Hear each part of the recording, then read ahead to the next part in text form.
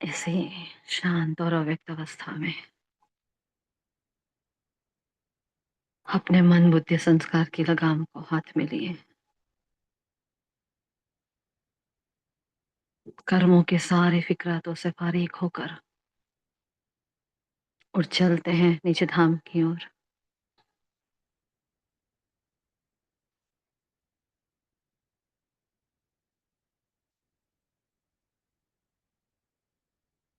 परम धाम में जो मीठा बाबा विराजमान है,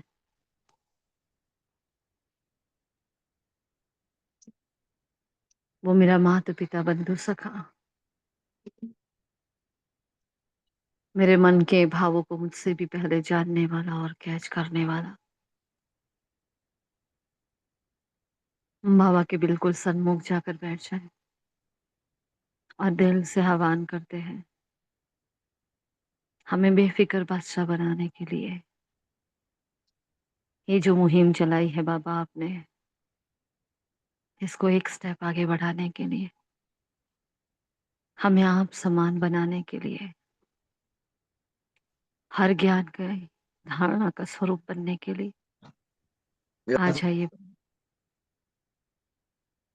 आ रहे हैं वो निराकार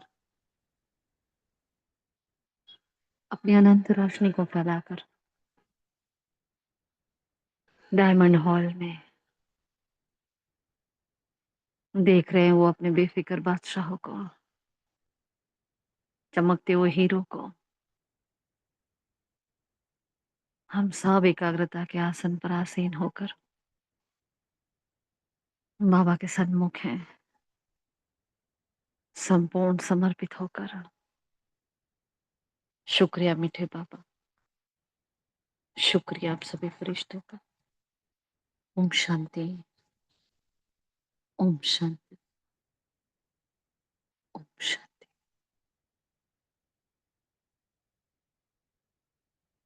good morning all of you. Godly morning.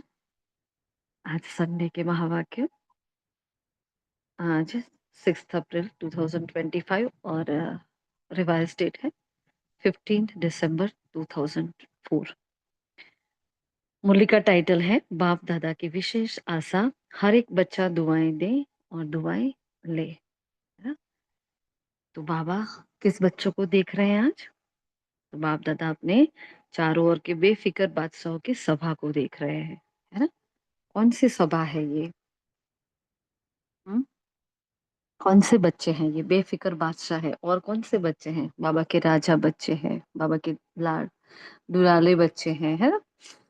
बाबा के सिकिलते बच्चे हैं। बाबा ने कहा ये राजसभा सारे कल्प में इस समय ही है।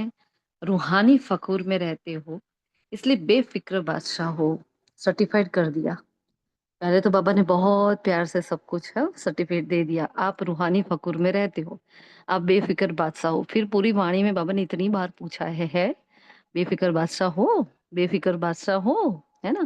तो जैसे डॉक्टर इंजेक्शन देता है तो पहले क्या करता है, वो चमड़ी कैसी करता है वो, हाँ, बेजान कर देता है, फिर वो धीरे से इंजेक्ट कर लेता है ना। तो वैसे बाबा पहले प्यार से मलहम लगा रहे हैं, फिर धीरे धीरे सब बच्चों की पोल खोलते जा रहे हैं, देखो ऐसा है, ऐसा है, ऐसा है, ऐसा है ना। और फिर विधि भी बता देते हैं, विधान भी बता देते हैं। हाँ, और फिर से प्यार से वरदान भी दे देते हैं। तो देखते हैं बाबा के आगे के महावाक्य। तो बाबा ने कहा रूहानी फकुर में रहते हो, इसलिए बेफिक्र हो। सवेरे उठते हैं तो क्या? बेफिक्र। चलते फिरते कर्म करते भी बेफिक्र, और सोते हो तो भी बेफिक्र नींद में सोते हो। तो ऐसे अनुभव करते हो ना? हाँ जी बाबा। हाँ, देखो वैसे थोड़ी थोड़ी कुछ ना कुछ तो लगी रहती है दिल को ताक, लेकिन जो बाहर की दुनिया को फिक्र है ना, वो बिल्कुल नहीं है। जब हमें दीदी पूछ रहे थे तो हम सोच रहे थे क्या हाँ दे कि ना करे। तो बाहर की दुनिया में देखो, आत्माएं सो नहीं पा रही है, पूरी पूरी रात जगती है। हाँ, किसी को कोई चाह है, किसी की कोई तड़प है, कोई किसी को कोई असंतुष्ट है। हाँ, किसी का कोई चला गया है छोड़कर, किसी का कोई नहीं रहा, किसी का सब कुछ है लेकिन मन से बीमार है। तो इतनी इतनी तकलीफें है ना। कोई कुछ ऐसे देखो, हम देखते हैं प्रकृति की आपदाओं में फंसी हुई आत्माएं हैं। तो कैसी कितनी सारी जो जहान की आत्माएं हैं, उनको कितनी फिक्रातें होती हैं। और हमें देखो कोई फिक्र है? कोई परिस्थिति आई है, ठीक है, थोड़ी देर में अपने मन को समझा भी लेते हैं और हम फिर बेफिक्र हो जाते हैं। चलो, ऑन द स्पॉट तो नहीं हुए हैं। अभी वो शायद अवस्था किसी की है, किसी की नहीं भी है। क्योंकि अवस्था है जिसको बोलते हैं, अवस्था मतलब क्या, कि ऑन द स्पॉट उसी वक्त हमारे मन में कोई हलचल नहीं है। और एक सेकंड पॉइंट होता है, मतलब सेकंड कैटेगरी है, कि जब कुछ परिस्थिति आती है लेकिन संकल्प तो चलते हैं और हम उसका उसको अपने मन को समझाते हैं ज्ञान के द्वारा, है ना। फिर हाँ, बाबा है ना, बाबा सब कुछ ठीक कर लेगा, हाँ, ऐसे करके। तो अपने आप को देखो हम कौन सी कैटेगरी में है। और एक तीसरे नंबर के होते हैं, वो बहुत ही चिंतित हो जाते हैं। हाँ, एक दो दिन निकल जाते हैं, फिर वो परिस्थिति, तो देखो परिस्थिति कभी रुकने वाली नहीं है। हाँ, क्योंकि ये परिवर्तन की दुनिया है, ये चक्र है, और चक्र मतलब चलना, है ना। चक्र मतलब सदा चक्र गति में रहना। तो गतिशीलता उसका स्वभाव है। तो ना अच्छे दिन रहते हैं, ना जब बुरे दिन रहते हैं। तो वैसे जो स्थिति कंप्लीट नहीं रहती, तो परिस्थिति भी नहीं रहती है। तो वो समय फिर जाता है, फिर हम धीरे धीरे ठीक होते हैं, ऐसे हैं। तो तीन कैटेगरी में अपने आप को देखो, चेक करो, है ना। बाबा ने नहीं बोला है, लेकिन बस से संकल्प आ रहा है कि हम कहाँ है। तो नंबर वन तक जाने के लिए वो, कि बस कुछ भी आ जाए लेकिन मैं कुछ भी, मुझे अच्छे का भी इफेक्ट नहीं हो रहा। मतलब जो रिएक्टिव मोड होता है हमारा, तुरंत हम रिएक्ट कर लेते हैं, वो नहीं होना चाहिए। एक योगी की निशानी क्या है, वो इंस्टेंट रिएक्शन नहीं देता कभी कोई बात का। वो धैर्यता से सुनता है, संभलता है ना, शांति से देखता है, फिर धीरे से जवाब देता है, देना हो तो। हम्म, तो ऐसे है कि नहीं है। तो अभी उस मंजिल तक हम पहुंच रहे हैं, अभी पहुंचे नहीं है, है ना। तो बाबा ने देखा कि कोई भी फिक्र नहीं है। तो हाँ बाबा, वैसे तो कोई फिक्र नहीं है, ये जो छोटी छोटी परिस्थिति आती है, तो फिर आपसे शेयर कर लेते हैं, फिर निकल जाते हैं उसमें से। तो बड़ी बड़ी फिक्रातें जो दुनिया को है, वो हमें नहीं है ना। फिर बाबा ने कहा, देखो, बेफिक्र और बादशाह हो, स्वराज्य अधिकारी, इन कर्मेंद्र के ऊपर राज्य करने वाले बेफिक्र बादशाह अर्थात स्वराज्य अधिकारी हो। तो ऐसी सभा आप बच्चों की ही है। हाँ, कोई और जगह ऐसी सभा देखेंगे? नहीं, बिल्कुल नहीं देखेंगे। तो मैंने कहा, तो बोझ उतर गया है ना, फिक्र खत्म, और बेफिक्र बादशाह बन अमूल्य जीवन अनुभव कर रहे हो, है ना। संगम का जीवन, ब्राह्मण जीवन, इतना अमूल्य जीवन, जहाँ का एक एक सेकंड का हिसाब एक एक साल का होता है ना। तो इतना इम्पोर्टेंट, इतना मोस्ट मोस्ट मोस्ट वैल्यूबल, है ना। वो ऐसा तो कोई होता नहीं है। और मैंने कहा, कोई बोझ है ना, तो अपने ऊपर उठा लेते हो, तो मालूम है सिर पर क्या आ जाता है। तो बोझ के टोकरे आ जाते हैं। तो सोचो, ताज और टोकरी दोनों सामने लाओ, मतलब सीन विजुलाइज करवा रहे हैं बाबा। ये देखो, एक तरफ ताज है लाइट का, और एक तरफ बोझ की टोकरी है। तो क्या आता है?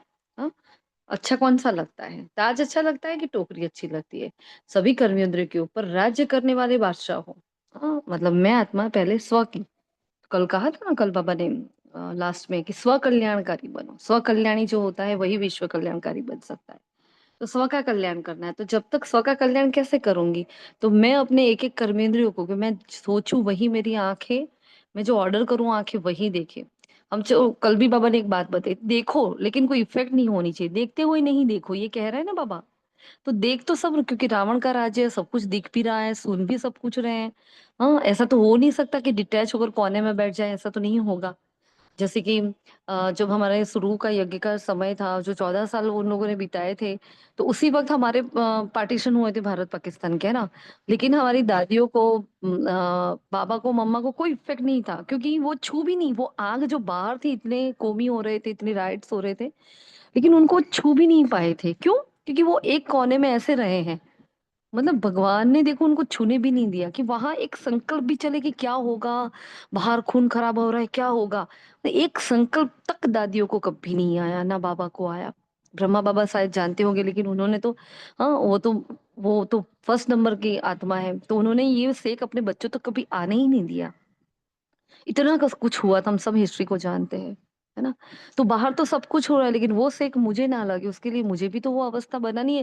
लेकिन मुझे कोई ऐसा कोना नहीं मिलने वाला, अभी वो समय नहीं है ड्रामा में हमारा, कि हमें शांति से कोई बैठने भी दे। हाँ, योग के लिए बैठते हैं तो भी 1 घंटा तो बहुत हो गया, कहाँ बैठ सकते हैं ज्यादा हम, है ना।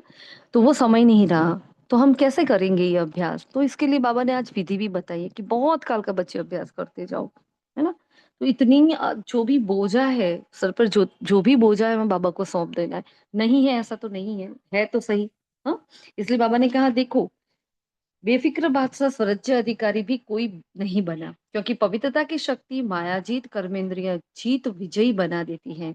अब क्यों नहीं बना? तो पवित्रता की शक्ति की कमी है। बेफिक्र बादशाह की निशानी क्या है? हाँ, क्या बताई है बाबा ने आज मुरली में? बेफिक्र बादशाह की निशानी क्या बताई है, बताएं आप। हम्म, बेफिक्र बादशाह की निशानी ओम क्या है? शांति। जी, स्वयं भी संतुष्ट और औरों को भी संतुष्ट करने वाले। ओम शांति।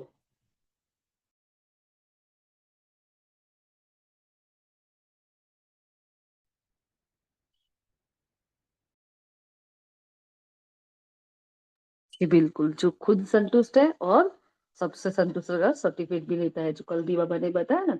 तो सिर्फ अपने में ही संतुष्ट नहीं रहना है हमें, सबसे। हाँ, सब हमसे संतुष्ट हो तो बात बने कुछ। और यही तो मुख्य बात है ना भाई। तो बाबा ने देखो कैसे कहा। तो सदा स्वयं भी संतुष्ट और औरों को भी संतुष्ट करने वाले, कभी भी कोई अप्राप्ति है ही नहीं जो असंतुष्ट हो।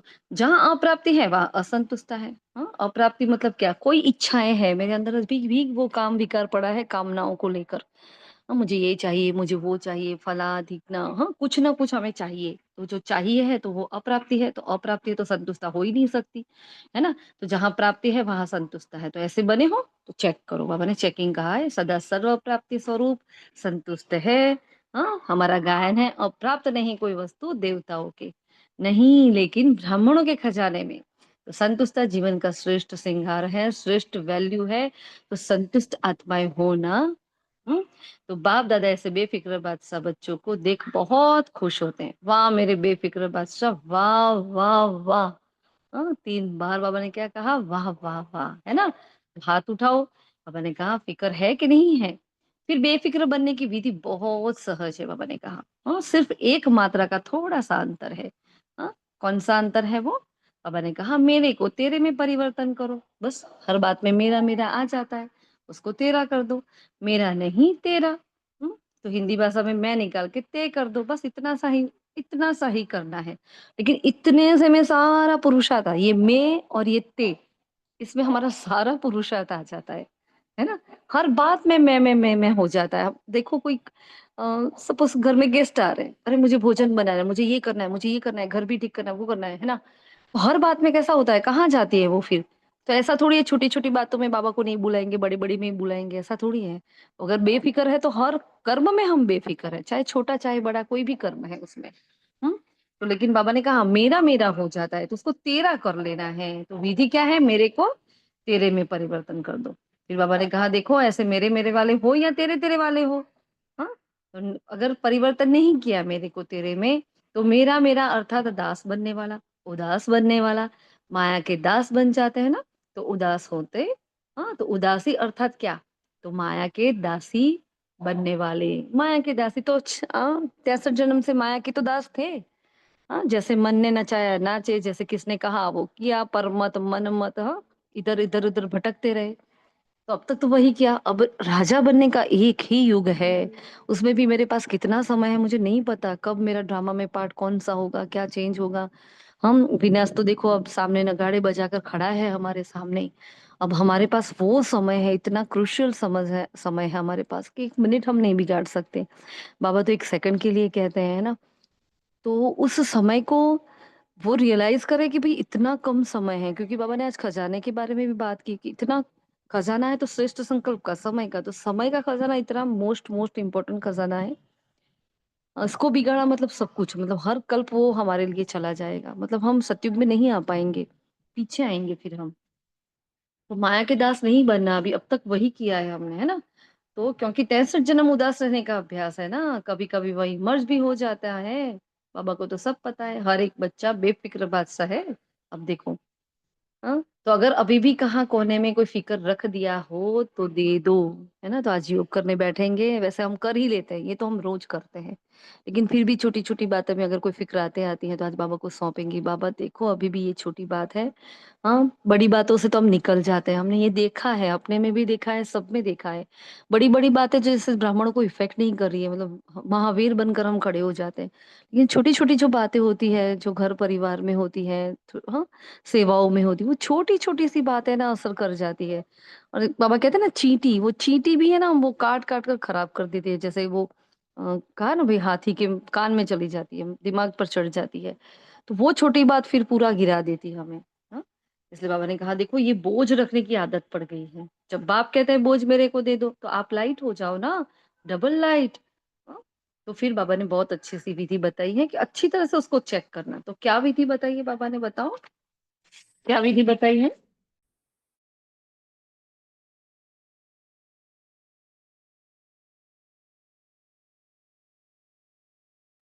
बाबा को सारे बोझ सौंपना है, तो बाबा ने विधि बताई तुरंत उसके बाद ही, तो क्या है वो?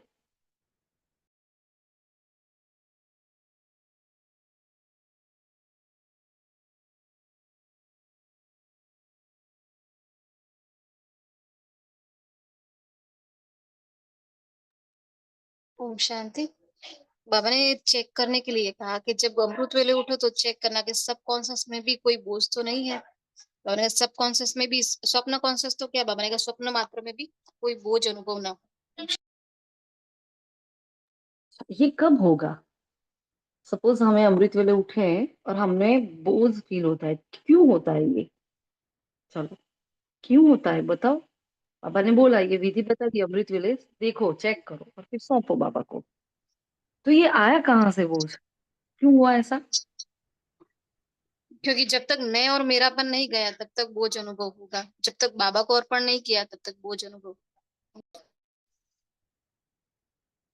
और कुछ? दीदी दीदी सबकॉन्शियस माइंड में होता है तो वो बाहर आता है।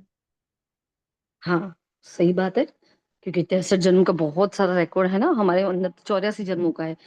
लेकिन जो पीछे गया वो पोर्शन बहुत खतरनाक जो हम देखते हैं, लास्ट में जो दुःख देखते हैं, जो भी हम आस-पास भी देखते हैं, उसका इफ़ेक्ट भी बहुत रहता है। विकारों का तो रहता ही है, बुद्धि भी, मन भी मलिन हुआ होता है। बहुत सारी छाप पड़ी है इस मन बुद्धि पर। और एक इम्पोर्टेंट बात, हम रात को बाबा को अच्छे से पोता-मेल देकर नहीं सोते हैं देखो। जैसे अभी बात हो रही थी कि लोगों को नींद भी नहीं आती होती, रात-रात भर जगते हैं, इधर घूमते, उधर घूमते हैं ना, फिर पूरा दिन सोते रहते हैं। ऐसी हालत है आजकल दुनिया की। तो क्यों उनको नींद नहीं आ रही? क्योंकि उनके पास विधि नहीं है, हमारे पास विधि है, विधाता है, हमारे पास सब कुछ है। तो बस एक इतनी सुंदर-सी बाबा ने विधि बताई, बच्चे अपना चार दो, अपना पोता मेल दो, तो दिल की सारी बातें लिखो, है ना? हमने कहा था ना उस दिन जीवन कहानी लिख रहे थे, हाथ दुःख गया और इतना लिखते जा रहे थे क्योंकि हर बार लिखते हैं, कुछ नए पॉइंट ऑफ व्यू से बाबा लिखाता है। तो हमने देखा कि इस बार जब हम लिखे ना लिख रहे थे तो वो पॉजिटिव बातें लिख रहे थे। अब तक हम नेगेटिव लिख रहे थे। तो इस बार हमने जब शुरुआत ही हमारी हुई लिखने की तो पॉजिटिव लिखते जा रहे थे। जब तक चलो आधा घंटा लेट हो गया सोने में, 12 बजने को आ गए थे, लेकिन ये खाली हो गए हम, है ना? खाली होके सो तो हमारी नींद एक्यूरेट होती है। अभी भी ब्रह्मा बाबा जैसे तो नहीं है, योग निद्रा वाली तो नींद नहीं हुई है, लेकिन धीरे-धीरे बोझ खाली तो करने पड़ेंगे ना। इसको ले लेकर थोड़ी घूमते रहेंगे हम, हाँ? तो ये एक विधि बाबा ने बताई है, जो हम बच्चे अगर एक्यूरेट करेंगे तो हमारे पर कोई बोझ नहीं रहेगा, बाबा ले लेगा। तो अमृत वेला क्या करना है हमें रोज? ये चेक करना है, ये होमवर्क रहेगा, हम कर तो रहे ही होंगे, लेकिन ध्यान रखो, है ना? करना है कब। तो चेक करना तो आता है ना बाबा ने कहा। हाँ, सिर्फ चेक नहीं करना और चेक करने के क्या करना है? चेंज भी करना है। चेक करेंगे तो क्या निकलेगा? घोटाला ही निकलेगा।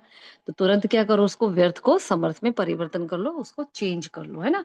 क्या चेंज करेंगे? मेरे को तेरे में चेंज कर देना। मेरा नहीं है बाबा, तेरा है। हाँ, घर में ये परिस्थितियाँ है बाबा, ये घर आपका है।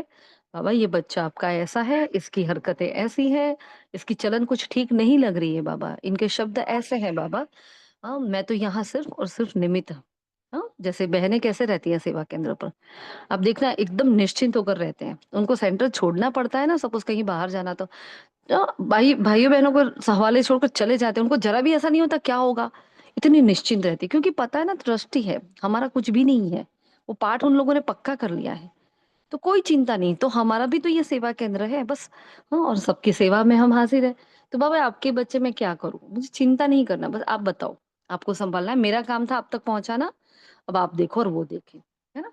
तो बोझ हल्का करने की भी विधियाँ होनी चाहिए। एक तो मेन विधि तो है, लेकिन ये छोटे-छोटे स्टेप्स होने चाहिए। बाबा ने फिर कहा देखो समय और स्वयं दोनों को देखो। तो पहले भी बाबा ने कहा था संडे को, समय की रफ्तार और आपके पुरुषार्थ की रफ्तार तीव्र है कि नहीं? दोनों में से कौन तीव्र है? कहा था ना बाबा ने। आज फिर से बाबा कह रहे हैं, समय की रफ्तार भी देखो, स्वयं की रफ्तार भी देखो, फिर हाँ, फिर यह नहीं कहना कि हमको पता ही नहीं था, समय इतना तेज चला गया। फ़ील हो रहा है ना? सबको फ़ील हो रहा है कि नहीं हो रहा? इतना फ़ास्ट समय जा रहा है, क्योंकि चक्र जब पूरा होता है ना बस खत्म होने आया, तो अभी वो बस अति के बाद अंत वाला समय आ गया है, तो सब अति में जा रहा है। समय फ़ास्ट-फ़ास्ट जा रहा है। हाँ, और काम बहुत है, इसलिए हमें ज़्यादा लगता है। हमें क्यों लगता है कि जा रहा है? क्योंकि इतना सारा काम है, इतना कुछ करना है और हमें लगता है कि समय हमारे पास है ही नहीं। तो कई बच्चे समझते हैं अभी थोड़ा ढीला पुरुषार्थ अगर हाँ, है भी तो अंत में तेज कर लेंगे। लेकिन बहुत काल का अभ्यास अंत में सहयोगी बनेगा। अभी फ़ील ना हो सपोज़ आपको, हाँ, उसके लिए बहुत काल के अभ्यास के लिए मेन पॉइंट क्या होगा? बताओ। बहुत काल का अभ्यास करना है, मेन पॉइंट क्या याद रखेंगे? चलो, अभ्यास तो हम सभी कर रहे हैं, कोई भी ब्राह्मण बच्चा ऐसा नहीं जो पुरुषार्थ नहीं कर रहा। सब कर रहे हैं, बहुत मेहनत कर रहे हैं, है ना? कोई भी बच्चा नहीं है ऐसा। तो वो बहुत काल का अभ्यास हम कैसे करेंगे? उसके लिए क्या करना पड़ेगा? मेन बात बताओ चलो एक पॉइंट और ज़रा स्पीड रखना प्लीज़। अशरीरी ओम शांति। अशरीरी बनने का अभ्यास करना पड़ेगा क्योंकि लास्ट में जब अपने को शरीर छोड़ने का टाइम आएगा या विनाश काल होगा तो सेकंड में हम शरीर छोड़ सके तो अभ्यास बहुत काल का होगा कि अशरीरी बनने का, तभी सेकंड में जैसे मक्खन से बाल निकल गया ऐसे हो सकती है। ओम शांति। और और क्या? कहा ना छोटे-छोटे स्टेप्स लेने चलो और शरीर का अभ्यास जी और दीदी, क्या करना? एक-एक सेकंड पर हमारा अटेंशन होना चाहिए, इसके हिसाब से। होता है क्या मनीषा बहन 1-1 सेकंड पर अभी होता है? नहीं होता होता ना? नहीं मीन्स एक-एक सेकंड दीदी हमारा, हम नहीं कहते समर्थ जाता है, पर हाँ, अटेंशन ज़रूर रखते हैं। और देखो आज भी मुरली में बाबा ने कैसे कहा कि मीन्स समय बहुत तीव्र गति से जा रहा है। हुँ, और बहुत काल का अभ्यास इकट्ठा करना है उसके लिए क्या ध्यान रखेंगी बताएँ? नहीं है हमारे पास। पल-पल का अटेंशन ऑप्शन। नहीं सुनाई दिया भाविका बहन क्या बोला? ओम शांति दीदी, वो पल-पल का अटेंशन रखेंगे, जैसे परिवर्तन करेंगे, जैसे देह देख के तो तुरंत आत्मा देखने का अभ्यास करेंगे। वो छोटे-छोटे अभ्यास से फिर सहयोगी होंगे। दीदी स्वयं और समय की रफ्तार को देखते रहेंगे। और प्रैक्टिकल में क्या करेंगे नीलिमा बहन? प्रैक्टिकल बताओ। ये तो बाबा ने थियरी बताई, हम प्रैक्टिकल क्या करते हैं उसके लिए बताओ? ओम शांति हुँ? दीदी, उसमें फरिश्ता स्वरूप पर बनने का अभ्यास करने का, आत्मिक स्थिति का, मैं आत्मा हूँ उसी सबको देखूं तो आत्मिक स्थिति से देखने का और फरिश्ता स्वरूप बनने का। ओम शांति हर घड़ी दीदी, देखेंगे कि स्व मैं परिवर्तन बाबा को पर भूल तो नहीं जाती हूँ। चेक करेंगे बार-बार कि बाबा को भूलना नहीं है। 24 घंटे बाबा को साथ में रख के कार्य करना है। और जी दीदी, स्व परिवर्तन पर अटेंशन देंगे। जैसे कि आज भी बाबा ने कैसा कहा कि मेरे को तेरे में परिवर्तन कर दो। तो कई सारी ऐसी बातें आज और वैसे भी देख भी रहे हैं, पर अभी झट से बाबा को दे दे, कोई बात नहीं, ये भी आपका, ये भी आपका। और अगली मुरली में भी बाबा ने कितना अच्छा कहा था कि अगर जरा सा भी विकार ऐसे लगे कि हाँ 5% भी है और आ रहे हैं, तो बाबा ने कहा ना, बाबा बाबा ऐसे प्यार से बोलो। जी, ऐसी छोटी-छोटी बातों पे अटेंशन रख के स्व परिवर्तन कर सकते हैं। और दीदी मनसा सेवा करनी है हमें, योग को बढ़ाना है। जी। बहुत बढ़िया, ये सारे ही आपने जो पॉइंट बताए ना, इन सारे पॉइंट के साथ बस एक बात, एक गुण ऐड कर देना नियमितता का। हुँ? दीदी हम लोग जो बहुत अपना बढ़िया। टाइम टेबल है सुबह से रात तक का हुँ, उसमें काफ़ी समय तो बाबा के साथ में रहते हैं क्योंकि 2 बजे तक वैसे रहते हैं। फिर शाम को भी नुमा शाम भले जॉइन होके ना करें पर कुछ तो समय उसमें बिताते ही हैं, फिर होमवर्क करते हैं। पर बीच में 2-3 घंटे ऐसे होते हैं 4 से 6-7 बजे तक, तब हम चाहते हुए भी इतने काम में बिज़ी हो जाते हैं कि फिर वो थोड़ा याद भूल जाते हैं। बाकी समय तो बाबा याद रहता ही है। इसीलिए दिनचर्या और मनचर्या ना, जी। है ना? हाँ। जबरदस्ती करनी है अपने साथ। अपने साथ जबरदस्ती करो। क्यों नहीं होता? करो चलो ऐसे, है ना? हमने बताया था ना कि सुदर्शन चक्र जब हमने चालू किया था तो बहुत जोर आता था, बहुत ही मतलब इतनी मन बुद्धि में विलासिता थी कि अच्छा ही नहीं लगता था। ये क्या सुदर्शन चक्र? एक तो अंदर से मानने में तो आता नहीं हम देवी और हम पूज्य, है ना? तो बहुत प्रॉब्लम होते थे और देखो अभी पूरा दिन वो अभ्यास चलते रहते हैं। चलो बीच में व्यर्थ आता है, ऐसा नहीं है कि नहीं आता है ना? लेकिन फिर भी पूरा दिन ये कोशिश रहती है कि वो अभ्यास हमारा चलता रहे। तो बस वो अटेंशन, लेकिन उसके सामने क्या करो? हाँ, मनचर्या दिनचर्या होगी, जबरदस्ती करके भी अपने साथ वो काम करना है ना? और उसके सामने कहा ना नियमितता, कंटिन्यूअस एफर्ट चाहिए, कंटिन्यूअस। चलो आज इतने दिन से कर रहे हैं, आज तो आराम कर ले बाबा, कल से वापस पुरुषार्थ करेंगे। ये आलस्य है, ये अलबेलापन है। हाँ, सोचो उसी दिन हमारी जान चली गई, क्या करोगे? गए काम से। अंतिम क्षण तक एटलीस्ट हम टीचर के सामने ये तो बताए कि मैंने मेहनत करने में कोई कमी नहीं छोड़ी, अब आप देख लो। इतना तो टीचर को पता चले, हाँ, इतना तो बाबा को पता चलना चाहिए ना। तो नियमित से अमृत वेले से लेकर रात तक मनचर्या, दिनचर्या एक्यूरेट, हाँ, एक्यूरेट होनी चाहिए। उस अनुसार चलने की कोशिश करो। नहीं होगा, नहीं होगा सब कुछ, लेकिन आप कम से कम 50% पर जाओगे, फिर 60 पर आओगे, 70 पर आओगे। हाँ, चलो 2 महीने 3 महीने आप चार्ट में मना ना ना ना लिखो, एक दिन तो यस आएगा। ऐसा तो हो ही नहीं सकता नहीं आएगा ऐसा, है ना? तो क्या करो, कंटिन्यूअस एफर्ट देते रहो। नियमितता का गुण, नियमितता का गुण पकड़ के रखोगे ना, आप तर जाओगे। हाँ, फिर बाबा ने देखा, देखो अभी चलना नहीं करना, चलना नहीं है, उड़ना है। अभी उड़ने की रफ्तार चाहिए।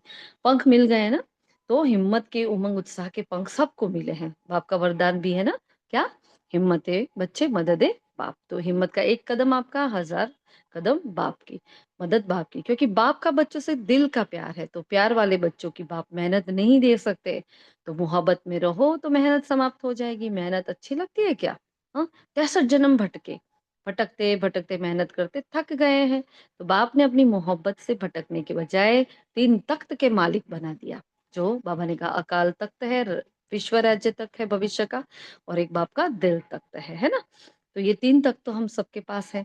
तो तख्त को नहीं छोड़ना। तो सबसे पहला, मैं आत्मा अपने तख्त पर विराजमान हूं, वो तख्त नहीं छोड़ूंगी। तो देह भान में आए अर्थात मिट्टी में आ गए, यह देह मिट्टी है। तख्त नशीन बने तो बादशाह बने, सिंपल इक्वेशन है। तख्त नशीन बने तो बादशाह बनेंगे, वरना नहीं बनेंगे। तो जितना आत्मिक अभ्यास होगा, हाँ, वो अभ्यास हमें सब कुछ करा देगा, हर मंजिल क्रॉस करा लेगा। तो बाप दादा ने कहा, सभी बच्चों के पुरुषार्थ का चार्ट बाबा चेक कर रहे हैं। अब जो दे रहे हैं वो उसका चेक कर, जो नहीं दे रहे हैं क्या करेंगे चेक? तो वो तो पहले ही साइड में हो गए। हाँ, तो जो आत्माएं नहीं दे रही है, प्लीज आप अपने पर्सनल तरीके से भी दो। यहाँ ग्रुप में नहीं देना चाहते हो, इट्स ओके, लेकिन अपने पर्सनल तरीके से। और सीखो कि ग्रुप में सब आत्माएं कैसे दे रही है, तो उसमें से कुछ पॉइंट निकालो और अपना खुद का भी बना लो। लेकिन दो चार्ट, है ना? चार्ट ही है जो आपको संपूर्णता तक पहुंच, क्योंकि चार्ट है मतलब चेकिंग है। हाँ, चार्ट है मतलब बाबा के सामने हमारी माफी है। चार्ट है तो हमारा सच्चा दिल बाबा देख रहा है, जो किया वो लिख रहे हैं कि नहीं लिख रहे। तो उससे ही हम आगे बढ़ेंगे, और उससे हमारा मन खाली होगा, उससे बुद्धि का कीचड़ा समाप्त होगा, तो हमारा सवेरा अमृत वेला योग अच्छा लगेगा, है ना? इसलिए बाबा ने कहा, कौन कौन है जो चार्ट दे रहा है? बाबा 4 ही सब्जेक्ट में, देखो हमारे चार्ट में ये पॉइंट है ना, ज्ञान योग धारणा सेवा। तो बाबा ने हमारा चार्ट देखा है, 4 सब्जेक्ट में कितना है। और देखो ऑलरेडी हम कब से ये कर रहे हैं। तो बाप दादा ने हर एक बच्चे का चार्ट चेक चेक किया कि जो भी खजाने दिए वह सर्व खजाने कहाँ तक जमा किया है ना? तो बाबा ने फिर खजाने बताए हैं हमें, जमा का खाता चेक किया। क्योंकि जब बाप ने सबको एक जैसे जितना दिया है, कोई को कम ज्यादा नहीं दिया है, तो खजाने जमा होने की निशानी क्या है? खजाने का मालूम ही नहीं है तो क्या करें? सबसे बड़ा खजाना है श्रेष्ठ संकल्प का खजाना, क्योंकि जो कार्य होता है संकल्प से ही होता है। कहा ना 2 दिन पहले बाबा ने, 2-3 दिन पहले कहा था, कौन सी वाणी में कहा कि कोई भी कर्म होता है तो पहले मनसा में आता है, मतलब संकल्प में आता है, फिर वो वाचा में आता है, फिर पाप होता है। तो क्या होता है वो फिर कर्मणा में आता है ना। क्रोध आया सपोज तो पहले संकल्प में आएगा, फिर वो वाचा में और फिर वो कर्मणा में। तो वो एक प्रोसेस से होके आता है। तो वही रोक दो ना, बीज से ही उसको रोक दो, उसको उगने ही नहीं दो, वही तलवार की धार डाल दो ज्ञान की। हाँ, तो वो वही रुक जाएगा। तो जमा का खाता कैसे बढ़ाएंगे? तो श्रेष्ठ संकल्पों का खजाना जमा करेंगे। फिर बाबा ने कहा है, हाँ, वर्तमान समय भी बहुत बड़ा खजाना है। तो ये समय है जो हमारे लिए बहुत बड़ा खजाना है। फिर आगे बाबा ने कहा भी ज्ञान भी है, गुण भी है, शक्तियाँ भी हैं, ये सारे हमारे खजाने हैं, है ना? तो जैसे संकल्प के खजाने को व्यर्थ गँवाना अर्थात अपने प्राप्तियों को गँवाना, वैसे समय के 1 सेकंड को भी व्यर्थ गँवाया, सफल नहीं किया तो बहुत गँवाया, इतना नहीं बहुत गँवाया। हमें लगता है क्या है कोई बात नहीं, 1 दिन ही तो हुआ, 1 दिन नहीं बहुत दिन है ना? इसलिए बाबा ने कहा हर आत्मा को बाप दादा ये चाहते हैं कि एक श्रेष्ठ पुरुषार्थ मेरे बच्चे करें। कौन सा? दुआएं दो दुआएं लो। इसमें बहुत इंपॉर्टेंट टॉपिक जो बाबा ने यहाँ बताया है, हाँ, सुख दो और सुख लो, ना दुख दो ना दुख लो। तो हम देते तो नहीं लेकिन हम ले लेते हैं। तो हम कैसे कैसे ले लेते हैं, इस पर चिंतन चलाओ। ऐसा नहीं है कि भाई घर में कोई विघ्न नहीं है, हम दुख नहीं ले रहे। तो हम दुख कैसे ले रहे हैं? अपने अंदर ही कोई पहाड़ खड़ा कर रहे हैं तो भी हम दुख ले रहे हैं। कोई कुछ कर रहा है तो हम दुख ले रहे हैं, कोई कुछ नहीं कर रहा है तो भी, कोई मान रहा है तो, कोई नहीं मान रहा है तो भी। तो हम कैसे कैसे दुख ले लेते हैं देखो। तो इस पर अटेंशन ज्यादा है। दुआएं देना आता है? बाबा ने पूछा, है ना? लेना आता है? देखो, देना आता है और लेना आता है। तो लेना आता है क्यों पूछा बाबा ने? ऐसा क्या कहना चाहते हैं? दुआएं लेना आता है, चलो देना तो हम आ गए, हम इसमें माहिर होने लगे हैं, क्योंकि हम अखंड महादानी के सम्मान पर काम कर रहे हैं। तो हमने देना तो आ गया, अब लेना क्यों पूछ रहे हैं? लेना कैसे करेंगे बोलो? हम्म, कैसे लेंगे दुआएं? जी दीदी, सिंपल लैंग्वेज में कहे तो यही, किसी को हेल्प करते हैं तो रिटर्न में हमें दुआएं मिलती है। तो दीदी कभी कभार मूंझ जाते हैं कि हमारा मीन्स योग का समय भी वही होता है और आत्मा की जरूरत भी उस समय हमारी होती है। तो हम थोड़ा सा कंफ्यूज होते हैं कि किसे चुने, नुमा शाम योग को चुने या उस आत्मा की हेल्प को चुने। जहाँ कर्तव्य होता है कि आपके सिवाय कोई वो कर ही नहीं सकता है, तो वहाँ कर्तव्य का सिलेक्शन होता है पहले। फिर रोज ही ये होता है, सपोज रोज ही होता है तो हमारे हाथ में कुछ बातें होती हैं। अगर ढूंढोगे तो वो सॉल्यूशन मिलेगा। मतलब आप तो, मैंने बताया था ना कि भाई 6:30 से 7:30 में नहीं करो। हमारा देखो कल 7:30 को ट्यूशन खत्म हुआ, हम योग में ज्वाइन ही नहीं हो पाए। तो क्या किया हमने? फिर हमने 7:45 से 8:30 तक योग कर लिया। भोजन का लेट हुआ, कोई बात नहीं, तो ये सब तो होगा। हम सारी बात हम अच्छे से मैनेज करने जाएंगे, नहीं होगी। तो फिर आधा घंटा भी बैठ जाओ, आधा घंटा भी बैठो, है ना? उनका कर लो काम, उनका जो कर्तव्य निभा लो, आधा घंटा भी बैठो, है ना? और क्या होगा बोलो?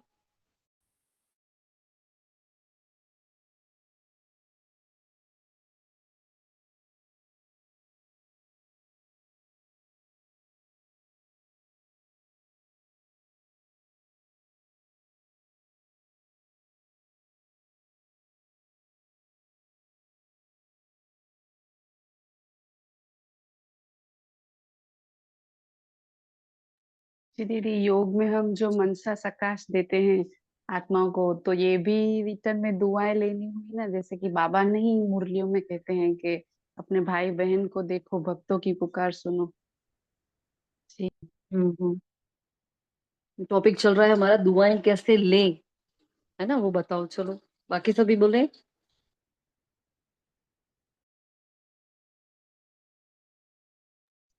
हम किसी को दुआएं देंगे तो वो रिटर्न में दुआएं ही आएगी। ओम नहीं, नहीं शांति। देती हर आत्मा। देखो वो लॉ ऑफ रिफ्लेक्शन है। लेकिन हम देखें सपोज घर में हम रोज सबके लिए सब कुछ कर रहे हैं लेकिन हमें दुआएं नहीं मिल रही है ना, तो वो एक हिसाब किताब भी होता है। तो हम क्या करेंगे? दुआएं लेना मतलब क्या? ओम शांति। दीदी, जब तक हमारे अंदर से किसी आत्मा के प्रति शुभ भावना नहीं निकलेगी ना, क्योंकि वाइब्रेशन का खेल है सारा, संकल्पों का, है ना? हमने देखा है कि, मैं तो मेरे जीवन से कहती हूँ, है ना? हमने देखा है कि हमने कई बार उनको कर्म में भी बहुत अच्छे कर्म करके दिए और उनके लिए बहुत अच्छा-अच्छा सब कुछ किया, लेकिन फिर भी उनके लिए उनके मुँह से कभी दुआएँ नहीं निकलती। लेकिन वही कर्म के साथ अगर हम हमारी शुभ भावना का एडिशन करें ना, कुछ भी हो, कुछ भी हो कि मैं एक आत्मा की सेवा कर रही हूँ, है ना? क्योंकि ये एक ड्रामा है, इस ड्रामा में इस आत्मा का पार्ट ये है, ये मेरे साथ कुछ भी कर रही हो, लेकिन मुझे मेरी शुभ भावना रखनी है कि ये एक आत्मा है और मेरे पिता की संतान है, रावण राज्य में बैठी है अभी ये नहीं चाहते हुए भी मुझे कुछ भी नहीं देगी और चाहते हुए भी मुझे कुछ नहीं देगी, क्योंकि इसे पता ही नहीं है कि अभी क्या चल रहा है और अभी क्या परिवर्तन होने वाला है। इसलिए जब तक मैं अपनी शुभ भावना नहीं रखूंगी ना और प्रकृति में अपने शुभ भावना के बीज नहीं बोऊंगी, सामने वाली आत्मा के लिए हम कितना भी अच्छा कर्म कर ले, सामने वाली आत्मा को हम कितना भी अच्छा प्रेजेंटेशन करके दे दे, किसी भी चीज का, चाहे कर्म हो चाहे वाचा हो, और हम उनके सामने बोल भी देना कि नहीं मेरी गलती नहीं है, नहीं मेरा ऐसा नहीं है, या मैं ऐसी हूँ, मतलब कुछ भी हम अपने आप को साबित भी कर देना, तो कोई आत्मा दुआ नहीं देगी। जब तक कि हमारे अंदर का जो भाव है वो प्योर नहीं होगा, सच्चाई सफाई नहीं होगी, जब तक अगर हमने सच्चाई सफाई नहीं, फर्स्ट लो तो यही कहता है कि अगर सच्चाई सफाई नहीं है, हमने कर्म किया या उसको उसके लिए दुआ कमाने के लिए हमने जो भी दिखावा किया या किया, है ना, दिखावा नहीं करके भी किया तो भी वो आत्मा दुआ नहीं देगी।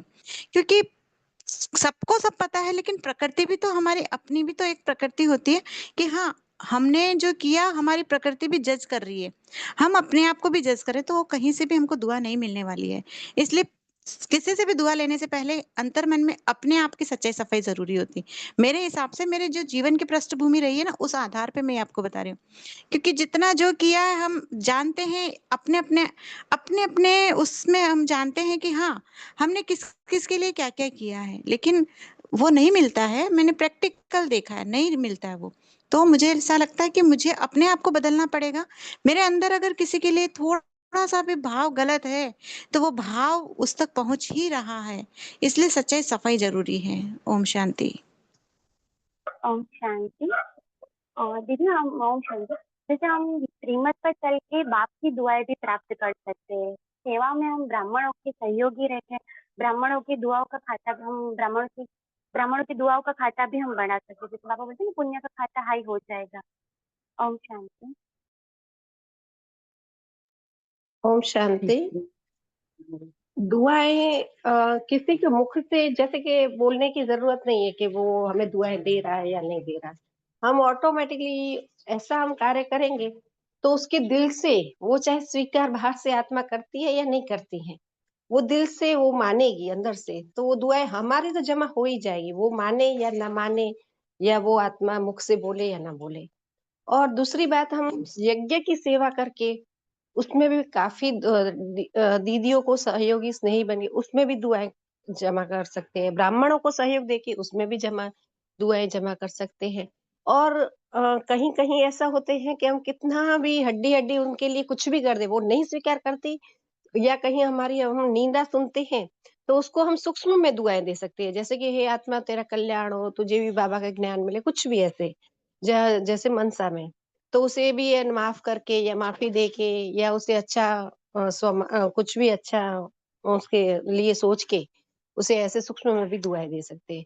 तो कई सारी रीतें हैं दुआएं लेने की, एक तरफ नहीं। और बोल भी नहीं बोले, वो सामने वाली बोले कि ना बोले उससे कोई फर्क नहीं पड़ता है, दुआएं कोई बोले तो ही हुई ऐसे नहीं, वो जमा ऑटोमेटिकली होती है। ओम शांति।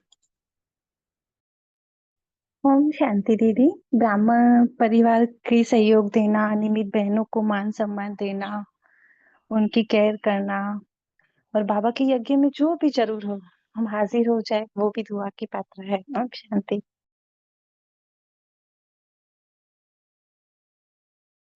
बिन कहे हम कुछ कर लेते हैं ना, कोई हमें मांगता भी नहीं है कि आप ये करो हमारे लिए, आप ये करो, लेकिन हम समझते हैं कि हमें ये करना है। सपोज सेंटर पर देख रहे हैं इस चीज की जरूरत है, दीदी ने हमें नहीं बोला लेकिन हम कर लेते हैं, है ना? तो क्या मिलता है? बिना कहने से ही क्या मिल जाता है? दुआ मिल जाती है। तो सबका ही बढ़िया है, क्योंकि ये देखो पुरुषार्थ, हम देने का पुरुषार्थ हम कर रहे हैं, लेकिन लेने में कहीं गड़बड़ हो जाती है। तो हमारा बस पूरा दिन ये एम रहना चाहिए कि हर आत्मा को मैं संतुष्ट करूं। फिर भी बाबा ने फिर मार्जिन दी है 5% की, लेकिन हम 5% में किसी को लाए नहीं, क्योंकि जब तक हमारी निंदा करने वाले हमारे नहीं सामने रहते हैं तब तक हम फिर हम अधबेले हो जाते हैं। सभी वाहवाही करेंगे तो आपको दर्पण दिखाने वाला भी कोई नहीं रहेगा, है ना? तो बस जो भी है ड्रामा में, उस आत्मा का पार्ट जो भी है, चलो उसको निंदा करने का पार्ट मिला है मेरी, वो निंदा कर रहा है, लेकिन मेरी तरफ से उसको दुआएं जाती रहे, दुआएं जाती रहे, और दुआएं रिफ्लेक्ट होकर आती ही है, ऐसा हो ही नहीं सकता। अगर मेरे मन का भाव शुद्ध है, जैसे डिम्पल बहन ने कहा, सुषमा बहन, सभी का एकदम परफेक्ट है, मन के भाव अगर शुद्ध है तो प्रकृति कैच ना करे, ऐसा हो नहीं सकता, क्योंकि उतना हमारा उस आत्मा के साथ हिसाब किताब भी है। जो हम इतना कर रहे हैं, हड्डी हड्डी स्वाहा कर रहे हैं उसके लिए, हाँ, पूरी उम्र हम दे देते हैं तो भी वो संतुष्ट नहीं होते हैं। तो कोई बात नहीं, हमें अपना पार्ट निभाते जाना है, निभाते जाना है। तो क्योंकि बाबा दीदी ने इस पर दीदी इस पर मेरा भी कल का ही एक एक्सपीरियंस है। कल एक आत्मा में सवेरे से लेकर के दोपहर तक कुछ ना कुछ छोटी छोटी बातों में नोकझोंक कर ही रही थी मेरे साथ। फिर हमने कुछ नहीं किया, शाम को सिर्फ उसे दुआएं दी कि आप मेरे गुड फ्रेंड हो, ऐसे जैसे कि देते हैं। और रियल में रात को वो आत्मा हमारे सामने है, तो कुछ भी हमने उसके साथ सोल्ड आउट नहीं किया, ना कुछ ऐसी कोई बात की कि हम आपके फ्रेंड हैं या क्या। पर रात को वो ही आत्मा खुद हमारे सामने जब आई थी ना, तो इतना शांति से और प्यार से और अच्छे से और रिस्पेक्टली बात कर रही थी। तो सही में इसका इफेक्ट होता ही है। जी। बिल्कुल, है ना? इसलिए बाबा ने देखो, बद्दुआ की भी बाबा ने बात करी है आज मुरली में। तो कोई हमें बद्दुआ देता है, आप दुआ लेते जाओ, दुआएं देते जाओ, संपन्न हो जाएंगे। बाबा ने कहा बस इतना कर लो। पूरी मुरली इस बाबा ने इस पर चलाई है ना। कोई बद्दुआ देवे तो क्या करेंगे, बस बद्दुआ आपको देता है तो आप क्या करेंगे, लेना नहीं है। बद्दुआ मानो ले लिया तो आपके अंदर स्वच्छता नहीं है। मैं उसने गंदी बात बोली, और वो गंदी बात मेरे दिल में मैं सोच रही हूँ, बार बार मैं चिंतन कर रही हूँ, तो मेरा दिल तो साफ नहीं रहा, तो यहाँ कहाँ दिलाराम बैठेगा। और हम सोच रहे मेरा तो कोई फॉल्ट ही नहीं, उसने ऐसा कहा। अरे उसने कहा तो कोई तो मेरा हिसाब बना होगा, कभी तो कि मैंने कुछ किया होगा, तभी तो वो रिफ्लेक्ट होकर आ रहा है। चलो मेरा रिफ्लेक्ट होकर नहीं आ रहा है, तो वो अपना कार्मिक अकाउंट क्रिएट कर रहा है, वो अपना पार्ट निभा रहा है। मुझे अपने मन को शुद्ध रखना है, तो वो बस बाबा को वो बात सौंपते जाओ, लेकिन लो नहीं, क्योंकि फिर बाबा वहां बैठेगा नहीं, है ना। तो बद दुआ तो खराब चीज है ना, तो आपने ले ली, मतलब कूड़ादान कोई पड़ोसी देकर जाएगा, लो रखो मेरा, हम रखते हैं क्या, नहीं रखते। तो इसलिए बाबा ने फल का भी एग्जाम्पल दिया कि कोई ऐसा फल दे दे तो कोई, हाँ लोगे आप, नहीं लेते हैं, क्योंकि हमें कोई भी डिफेक्ट वाली चीज हमें अच्छी नहीं लगती। तो हम दुआएं कमाने आए हैं, तो हम बद्दुआ किसी की क्यों ले, कोई दे रहा है लेकिन मैं ना, हाँ ओम मुझे बस, शांति हाँ दीदी, जी, इसमें एक दीदी है ना, बाबा ने एग्जाम्पल भी दिया था। अव्यक्त मुलाकात के समय तब तो बाबा पर्सनल मिलते थे ना, तो वो है ना, एक माता जी होगी पता नहीं, उन्होंने बोला कि उन्होंने बाबा को बोला कि बाबा मेरे को वो जो देहधारी गुरु थे ना, उनको वो पहले बहुत मानते थे और उसके कहने पर चलते थे, पर जब बाबा में मिल गए तो वो उनको इतना नहीं रहा, तो उन्हें उस गुरु ने उसे श्राप दिया था, पता नहीं बहुत सारा बोला था। तो वो दिमाग में उसके छप गया था। तो उसने बोला कि सोचोगी तो होगा, नहीं सोचोगी तूने ले ली उसकी बात, तो जैसे उसने बद्दुआ दी है ना, तो वो ले ली, सोचोगी तो हो जाएगा, अगर नहीं लोगे तो नहीं होगा। तो वो दुआएँ भी इसलिए बाबा कहते हैं ना, बद्दुआ भी अंदर नहीं जानी चाहिए, लेनी नहीं चाहिए। जी, बिल्कुल। हाँ, तो यहाँ मेन बात जो होती है, हमें बद्दुआ नहीं लेनी है, हमें दुआ देनी है, दुआ लेनी है, क्योंकि 12 बज गए। ज्यादा नहीं है, लेकिन थोड़ा काफी पोर्शन बाकी है, लेकिन हमें जो चर्चा करनी थी चार्ट पर, ठीक है। तो हमने भारती दीदी को बोला था वो ज्वाइन हो जाए, तो भारती दीदी ज्वाइन हो गए हैं। तो हम इस मीटिंग को भी यहाँ आज इनकम्प्लीट एंड कर रहे हैं, ठीक है। इस मुरली को कल कंटिन्यू कर लेंगे, ठीक है ना। अच्छा, शुक्रिया मीठे बाबा का, और आप सभी का भी शुक्रिया। ओम शांति।